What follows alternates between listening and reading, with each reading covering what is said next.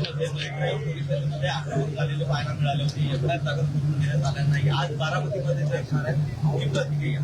आज डीजीसीएने ज्या पद्धतीने या कंपनीवर कारवाई केलेली आहे याचा अर्थ घेऊन नवीन नियमानुसार एफआयआर हा दर्ज केला पाहिजे. कोणी व्यक्ती पोलीस स्टेशनला आली तर एफआयआर दर्ज केला पाहिजे असा नवीन कायदा असल्यामुळे माझ्या माहितीप्रमाणे मरीन लाईनला त्यांनी तक्रार नोंद करायला गेले होते. ते म्हणले की आमच्या हद्दीमध्ये नाही, म्हणून बारामतीला ते गेलेले आहेत.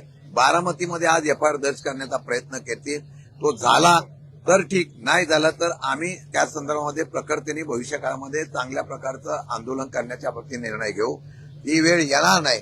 सदनामध्ये सुद्धा सत्य परिस्थिती जाणून घेण्यासाठी आज आमची बैठक आहे महाविकास आघाडीची. त्या संदर्भामध्ये आम्ही चर्चा करून काय निर्णय घ्यायचा हे ठरवू.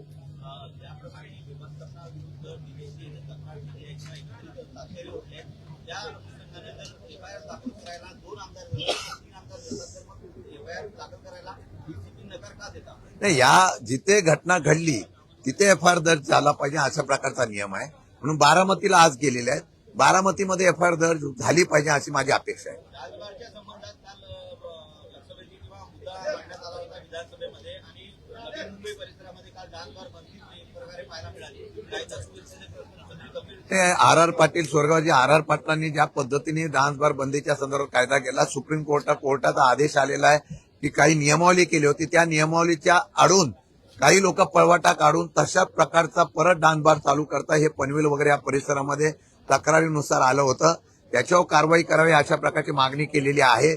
आता त्याचं उत्तर मुख्यमंत्री गृहमंत्री देतील आणि कारवाई करतील अशी अपेक्षेने तर आम्ही कायदा सुव्यवस्थेच्या माध्यमातून तो विषय परत उचलून देऊ. शिंदे साहेब, पण मुद्दा असा आहे की या डान्सबार प्रकरणी नवी मुंबई असेल किंवा पनवेल असेल, पोलिसांचं यामध्ये साठवलं आहे. काही ठिकाणी पोलीस देखील या सर्व संदर्भात पैसे घेतात अशी माहिती समोर आलेली आहे आणि माध्यमांना देखील ते दबाव टाकतात की तुम्ही या बातम्या चालवू नका, हवं तर काहीतरी आपण सेटलमेंट करू, अशा प्रकारचे देखील. हे गंभीर बाब आहे. जर कायदा केला असेल आणि त्यातून सुद्धा शेवटी डान्सबार चालू ठेवणं किंवा बंद करणं याचा अधिकार गृह खात्याला आहे आणि त्या पद्धतीने त्यांनी कारवाई करायला पाहिजे.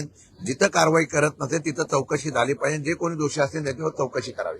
मनोज जरांगे पाटलांनी असं म्हटलंय की 1 फेब्रुवारी ते 6 फेब्रुवारीच्या बाबतीत माझ्या बाबतीत एक मुंबई मंत्रालयात मोठा कट तयार करण्यात आला होता आणि सगळं स्किंग ऑपरेशन करण्यात आलंय. 15 दिवसात मी हा सगळा बाबतीत गोष्टी पुढे आणेन असं त्यांनी म्हटलेलं आहे. जर असं होत असेल तर सार्वजनिक जीवनामध्ये एखादा नेता, लोकप्रिय नेता ज्यावेळेला आंदोलन करतो आणि त्या आंदोलन करताना त्यांनी न्याय मागण्यासाठी जेव्हा होतो त्याची भीती घेऊन जर अशा प्रकारचं कोण करत असेल, मला ह्याची माहिती नाही, पण ते जर करण्याचा प्रयत्न कोण करत असेल ते गंभीर बाब आहे. म्हणजे विरोधकांनी कोणी आवाजच उठवू नये अशा प्रकारसाठी, विरोधकांचा आवाजच दाबण्यासाठी वेगळ्या प्रकारचं षडयंत्र होत असेल तर त्याची चौकशी ते ज्यावेळेला सादर करतील पुरावे तेव्हा करून कारवाई करणं गरजेचं आहे. मुंबई महापालिकेच्या काल अर्थसंकल्प जाहीर झाला. 36,000 कोटीच्या एफडी तोडल्या जाऊ शकतात कारण का मुंबईच्या विकास कामांसाठी. कशा पद्धतीने तुम्ही बघताय, कारण का गेली अनेक वर्ष एफडीवरतीच बरेच कर्मचाऱ्यांचा पगार आणि सगळ्या गोष्टी होत्या. एफडी हा नुसत्या नवी मुंबईच्या नाही, महानगरपालिका जेवढ्या महाराष्ट्रातल्या तेवढ्या महानगरपालिकेच्या एफडी किंवा स्थानिक स्वराज्य संस्था ज्या आहेत त्यांच्या एफडी मोडण्याचा प्रयत्न सुरू झाला आहे. सिडको पासून अनेक ठिकाणी असा प्रकार झालेला आहे. अवास्तव कामं काढली. प्रशासक असताना ज्या पद्धतीने या महाराष्ट्रामधल्या असल्या महानगरपालिकेमध्ये प्रमाणाच्या बाहेर ज्या वेळेला खर्च केला गेला त्याची चौकशी करावी अशी मागणी केली गेली आहे. आता सुद्धा आज सरकारच्या तिजोरी तर खाली झाली आहे, पण महानगरपालिकेच्या सुद्धा तिजोरी खाली करण्याचा प्रयत्न होतोय. हे महायुती सरकार आल्यापासून हे सातत्याने पाहायला मिळत आहे.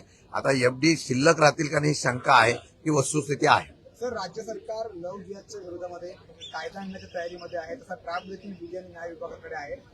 राज्य सरकार तयारी करते, मात्र दुसरीकडे काँग्रेसचे जे नेते आहेत, आमदार आहेत, ते याला विरोध करतात की तो कायदा आणण्याची काही गरज नाही. लव्ह जिहादच्या बाबतीमध्ये कायदा येईल त्यावेळेला आम्ही सविस्तरपणे बोलू.